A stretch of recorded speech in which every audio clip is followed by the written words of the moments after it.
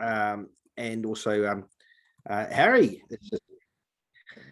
Due to the COVID-19 restrictions, this meeting is being held by audio video conference, as elected members and members of the public are not permitted to be physically present. All members participating via video conference will count for the purposes of the meeting quorum in accordance with clause 25B of Schedule 7 of the Local Government Act 2002. And a written summary of the open section of the meeting will be made available shortly following the meeting. And I also understand that we'll also have a recording. Just a reminder to members that we are operating on Zoom. So if you raise your hand if you want to speak, if I don't see you waving, then by all means interrupt me. A1 apologies. I do not think we have any apologies. Councillors, do you have any apologies? No. Good. Conflicts of interest. A2. Are there any conflicts of interest? Clear. No. Good. Right. We'll move straight on to public participation. Welcome, public participants. You have 5 minutes. And at that 4-minute mark, Suzanne, who's here under, where's Suzanne? There we go. Committee advisor will hold up her finger at the 4-minute mark and make a T at the 5-minute mark. As all public participants have been advised, we are strictly applying Standing Order 14.15, which restricts speakers in a number of areas. You have all been provided with this, but I will look to warn and then terminate a presentation if the speaker is criticising elected members or staff, being repetitious, disrespectful or offensive, or you have already spoken, the speaker has previously spoken on the same issue. So with that in mind, I invite Lee Carter. Lee, you have 5 minutes. Hi, good morning, everyone. If I could just start with some feedback on the CE's job description. The council website currently holds a copy of this JD dated 2015 on your website. I've since received from council the latest JD, which states it was also reviewed in 2015, but this one is actually different from the one that you currently have on your council website. On page 2 of the latest version, there's a diagram here of the South Waipa District Council's strategic direction set up for the LTP for 2018 to 28. This diagram was developed when I was on council in 2018. So it can't actually be a JD that was reviewed in 2015 if it has the content of 2018. This JD also refers to Sulgum, which is no longer exists as that name. It's currently called Taitura. And could I please just ask that the council update the content of the JD with relevant dates and the content, and put the latest version on the council website, please. So if that could be noted. So as one of 9 people that agreed to appoint the current CE, Harry Wilson, naturally I'm concerned, I'll just go back a step. I'm here today because I'm really concerned about what I'm reading and hearing about council throughout our media and community.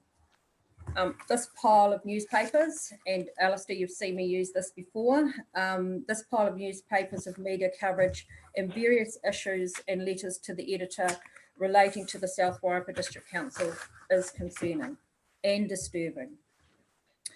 As one of 9 people that agreed to appoint the current CE, Harry Wilson, naturally I'm concerned about how things are going. From my concern, I have a lot of questions for you today for your consideration for when you deliberate. I believe that the South Waipa District Council deserves the best leadership.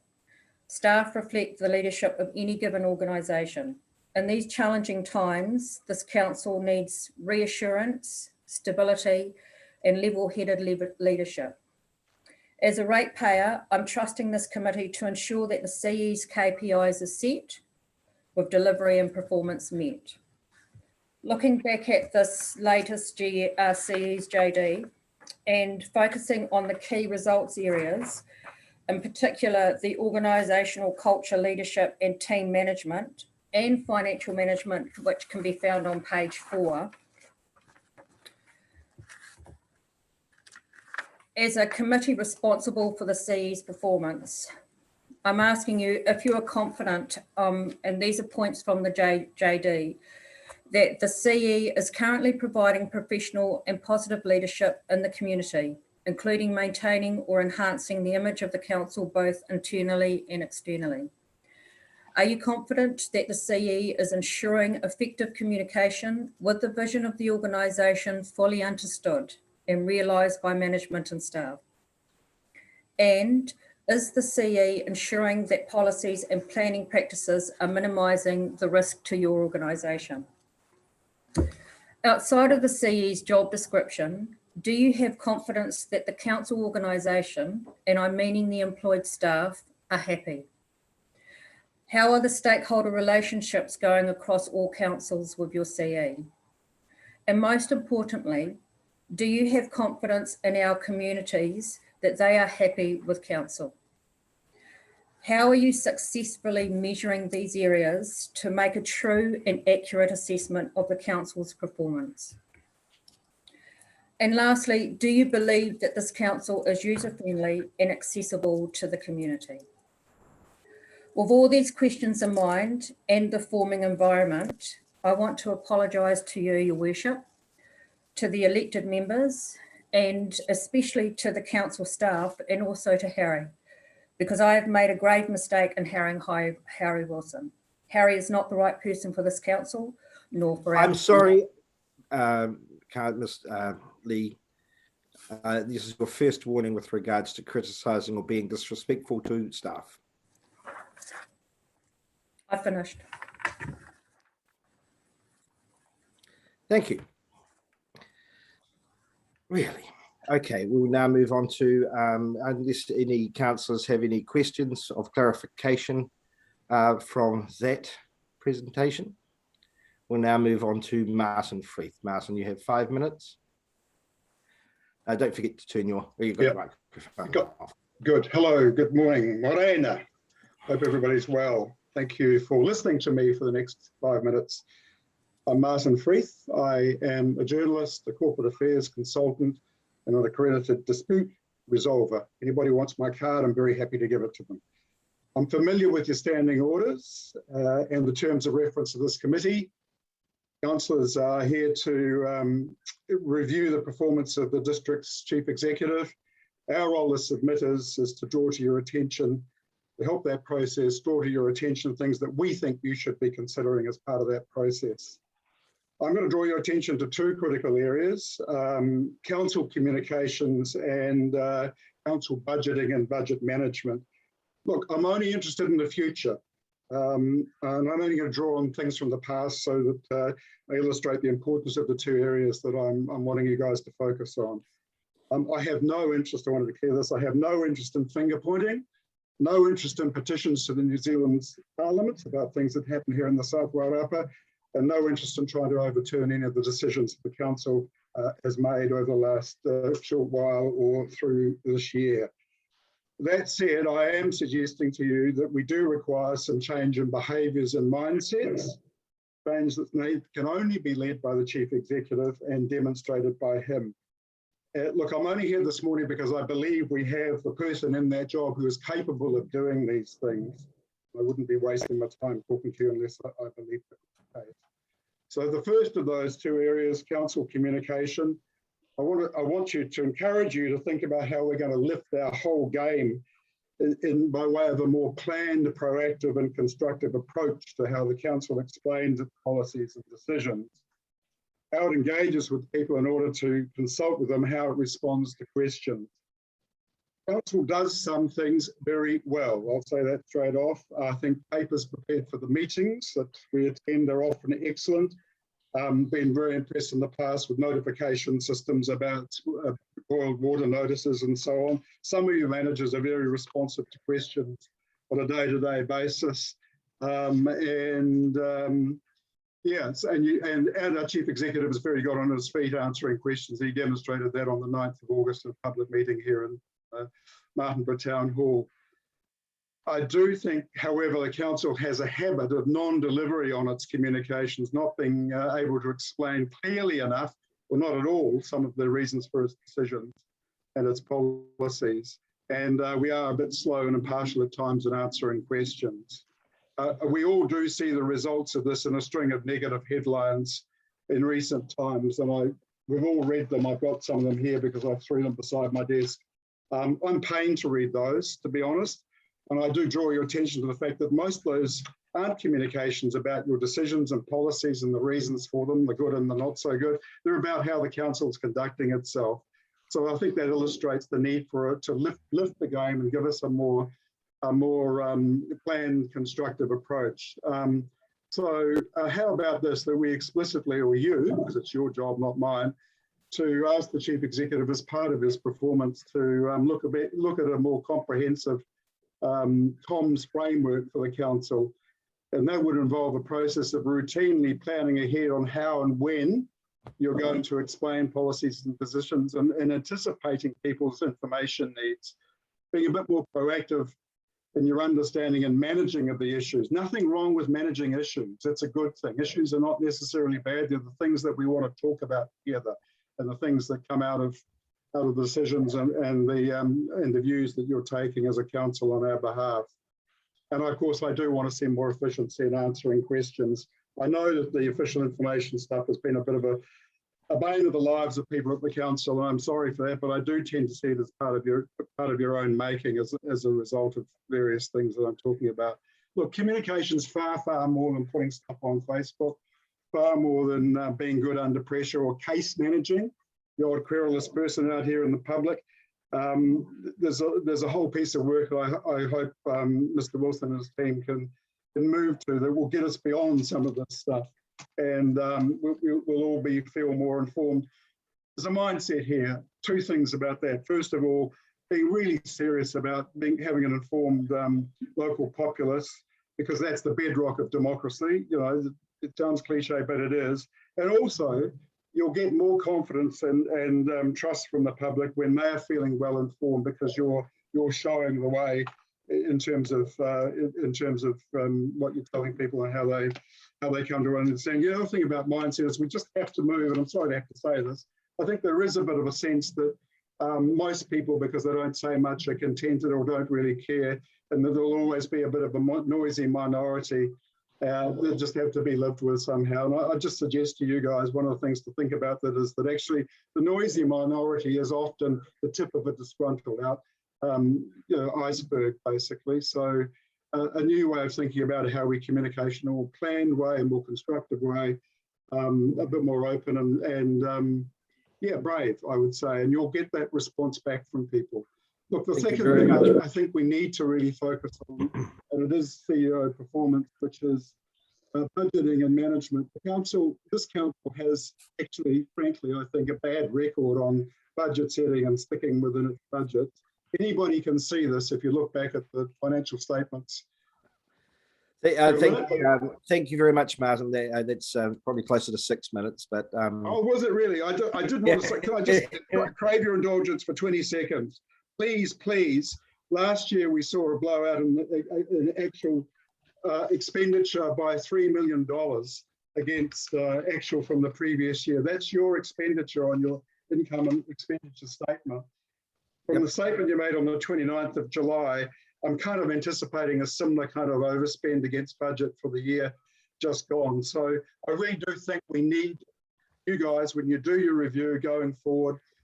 Thank you, Martin. That might be an issue where we discuss that at council as opposed to the CEO review committee, but thank you very much. I'm sorry to run over, and I'll send you a little written thing. Good, that's perfect. Now, councillors, do you have any questions for Martin before we move to the next speaker? No? Good, thank you very much, Martin. Thank you. We now move to Warren Woodrow. Warren, if you would, you have 5 minutes. Good morning.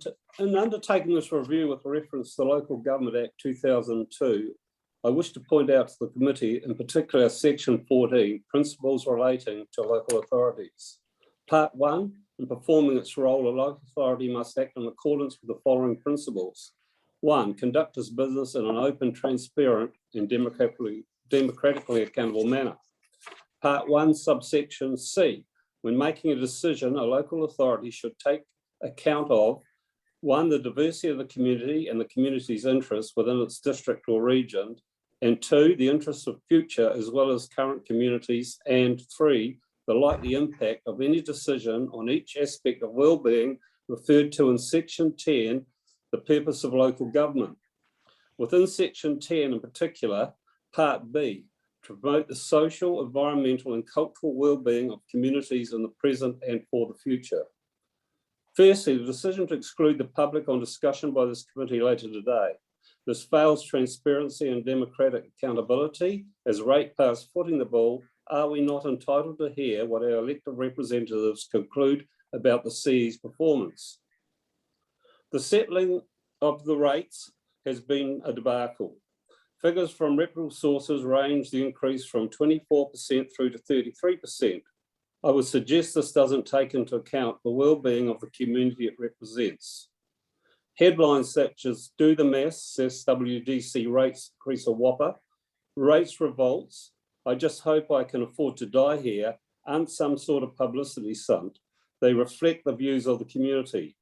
On top of that, we have the circulation of 2 parliamentary petitions calling for the review of rates paid to South Wairau District Council, and the other to investigate the competency of the same council in setting rates. Surely indications of social and economic disruption within our community. In part 4, section 42, the role of Chief Executive, I would like to make a comment about subsection D, ensuring the effective and efficient management of the activities of the local authority, and G, employing on behalf of the local authority, the staff of the local authority. I find it staggering that South Wairau, in this unbelievable growth spurt, does not employ a registered civil engineer. The main function of the SWDC is surely about existing infrastructure and future infrastructure. Successful councils previous to 1989 were led by engineers. It worked. Councils are in the civil engineering business. Instead, we rely on consultants, and it appears we're employing more media advisors than engineering staff. On this matter, I disagree with Martin. Returning to section 42, Chief Executive. The Chief Executive is responsible to parts A, implementing the decisions of the local authority, and B, providing advice to members of the local authority and to its community boards. I would hope the committee would consider the successful or otherwise implementation of these 2 statutes during the review. In summary, I believe it's very important that the councillors, Mayor included, and the CE seriously consider their decision to impose an average rate rise of allegedly 14.28%. In light of their obligation under section 14, subsection 1C3, the likely impact of the decision on each aspect of well-being referred to in section 10. I do not believe that the CE and the 10 elected representatives have shown that their decision to impose this increase is in any way justified given the likely effects and consequences, the impact such a decision would have on social and economic well-being of all in the district. Such a decision is inconsistent with the economic and social reality at this time. Finally, I would like to say that I did not appreciate the email I presume dictated by the Mayor regarding speeding at this meeting. I have a number of issues with the email, especially now the meeting is conducted on Zoom and the Mayor is able to pull the plug at any time.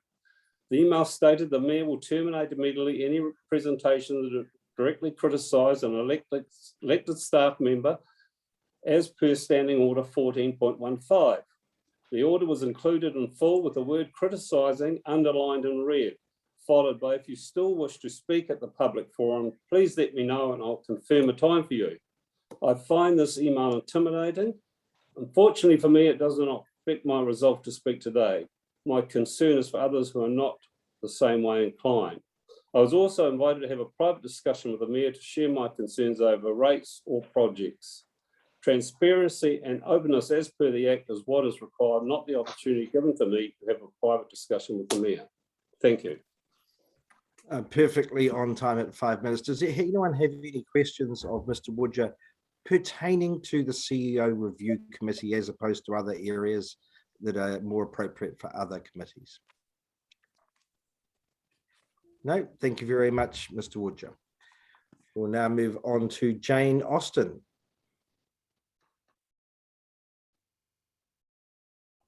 Tēnā koutou katoa.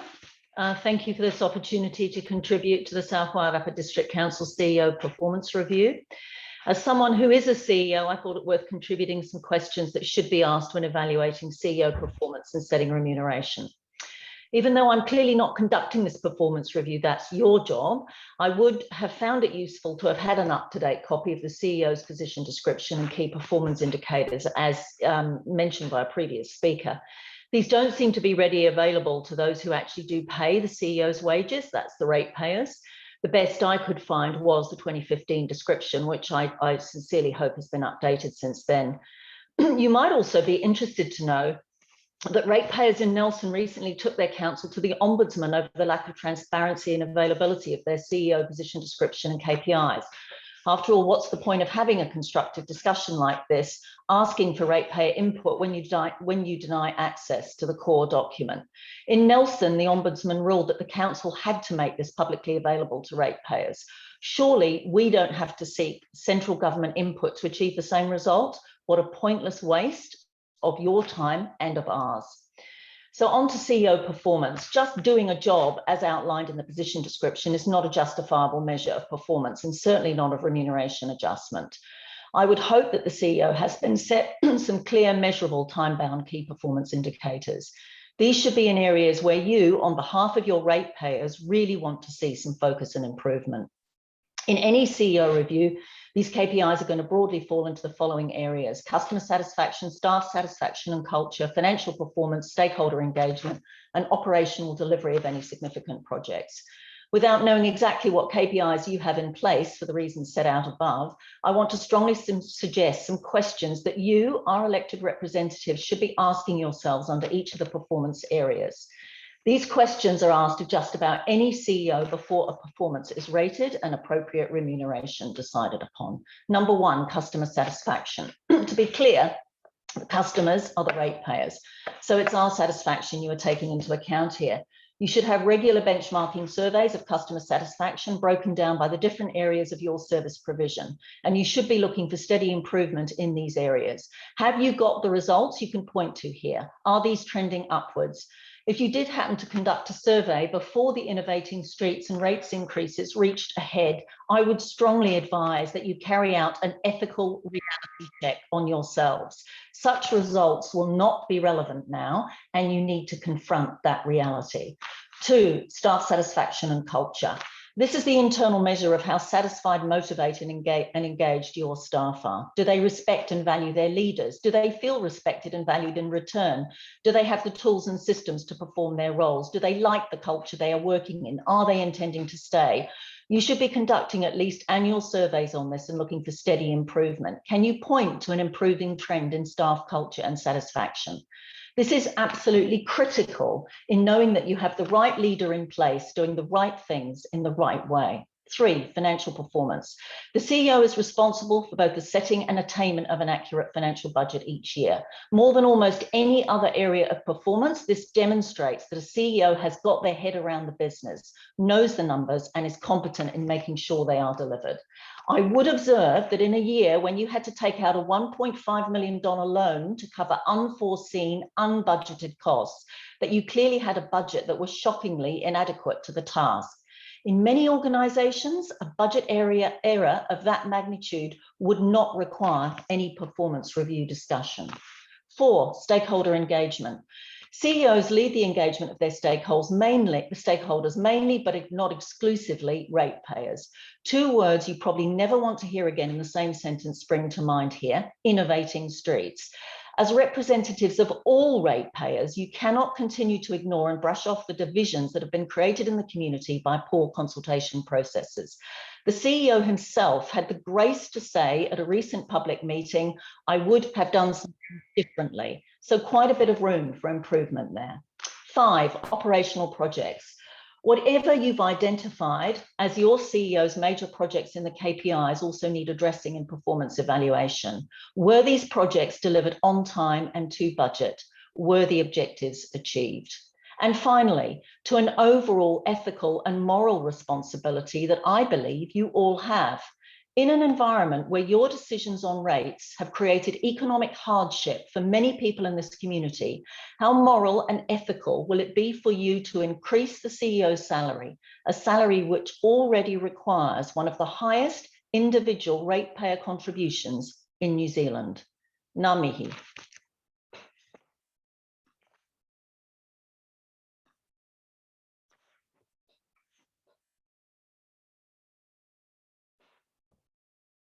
You're on mute, Your Worship. My apologies. Councillors, do you have any questions of Jane following her presentation? No? Thank you very much, Jane. We now move to Karen Crowe.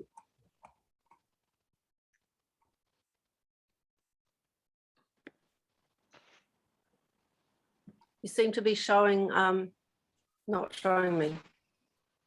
Can you hear me? We can hear you and see you, Karen. And see me. Ah, excellent. Kia ora koutou. I want to talk about an area that I'm particularly concerned and knowledgeable about, which is the performance of this council and its CE as its leader, and specifically the area of the management of expenditure and construction projects.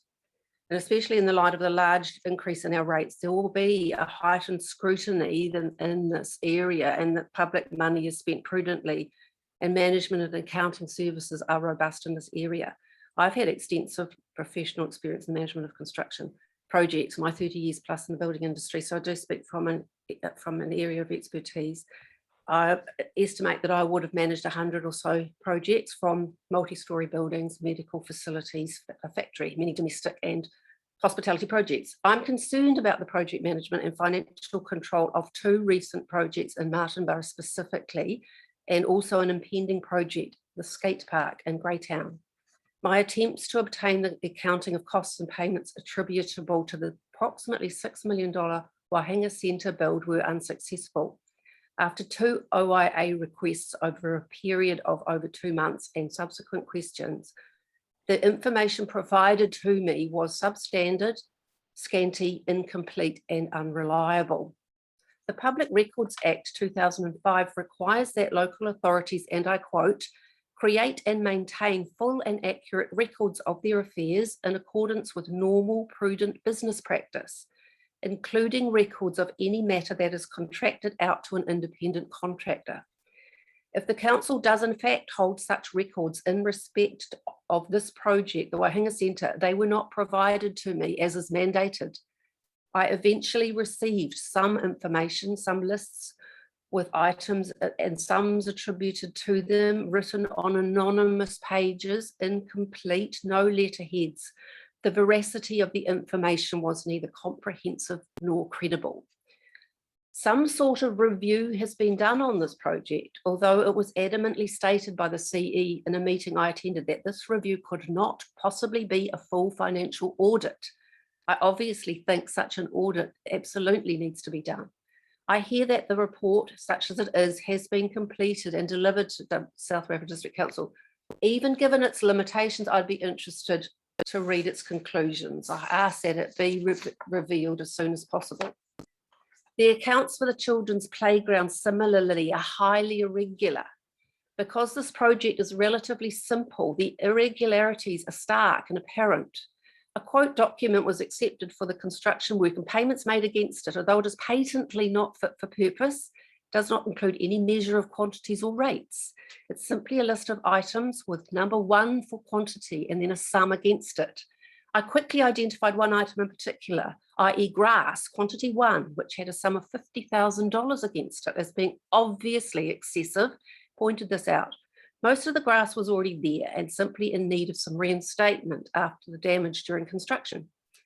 In a document showing progress claims during the construction process, Although showing no dates, this $50,000 sum for grass is shown initially paid out in, I quote, claim 4, and then mysteriously subsequently credited back with the new lawn value given as $9,912. So suddenly 1/5 of the original amount allocated to it. However, a new item is then added to the list, spinning circus, with a sum of $47,941.50 against it. Out of interest, I obtained a quote for this item from Playground Centre Whanganui. A plaque on the equipment confirms what it is and its origin. I received a quote of $25,452 plus GST. This leaves an additional $20,000 or so unaccounted for, even allowing for a margin for the main contractor assembly, as the item is supplied as a kit set, and the base concrete for its installation. And why isn't this itemized? There still seems to be at least $12,000 to $15,000 of extra cost paid out against this item, which is unaccounted for. These are only a couple of things that I've noted on this schedule.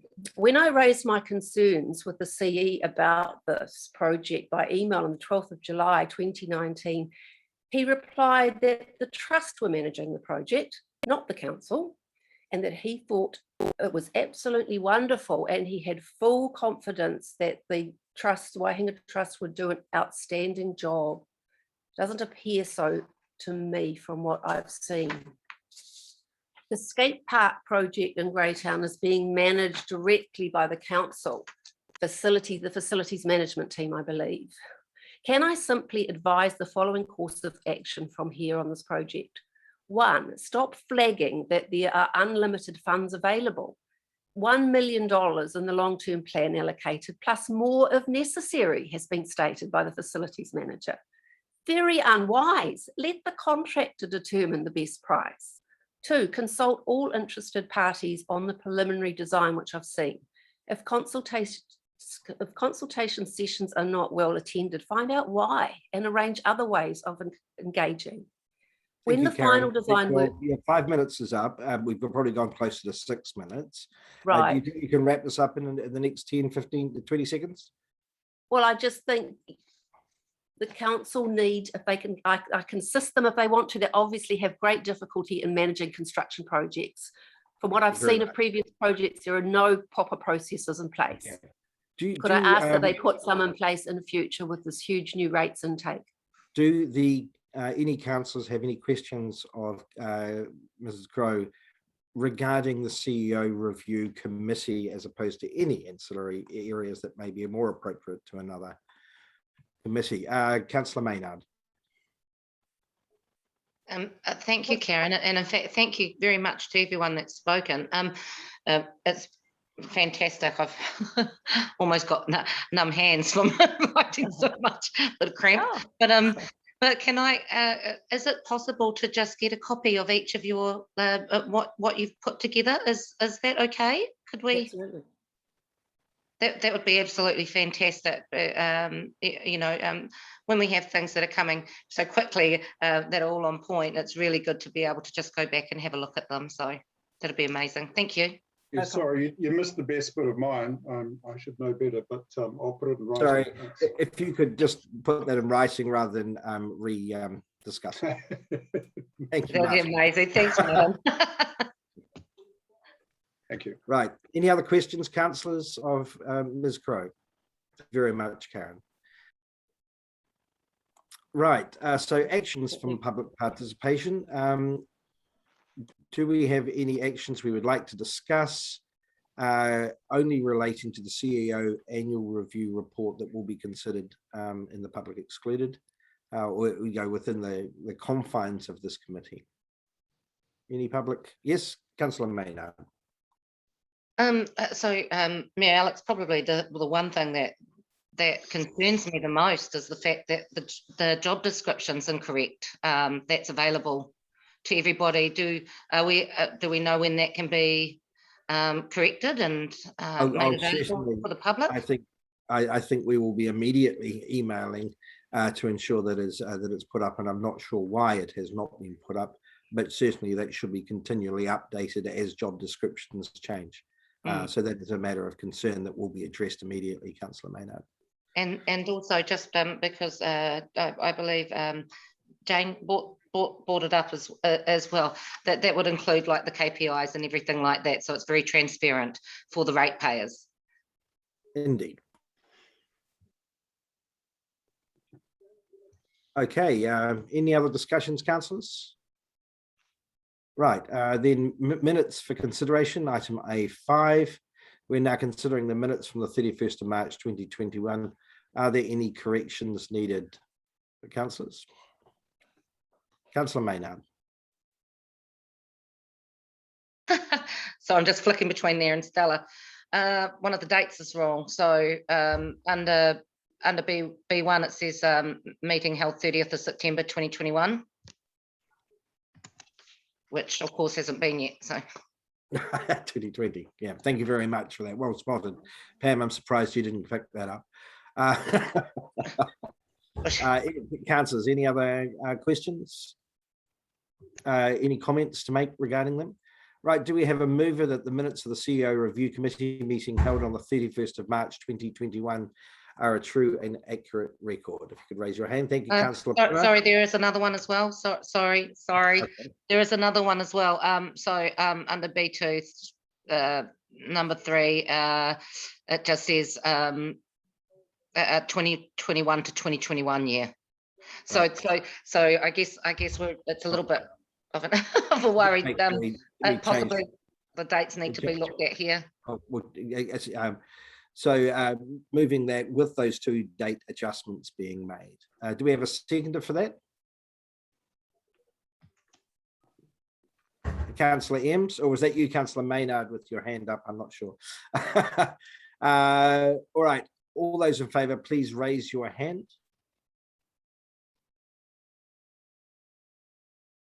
All those against? The motion is carried. Right, we now have a recommendation to consider to exclude members of the public. The items of business to discuss are B1, confirmation of the public excluded minutes of the 31st of March 2021. B2, the Chief Executive Annual Performance Review Report. Good reasons to withhold this information exist under Section 7.2a of the Local Government Information Meetings Act and allow us to protect the privacy of Mr. Wilson. The full recommendation is outlined in the agenda. Do we have a move to exclude the public from the meeting? Thank you, Councillor Hayes. Seconder? Councillor Plummer. All those in favour, please raise your hand. All those against? The motion is carried. Thank you very much. If we could now move to public excluded.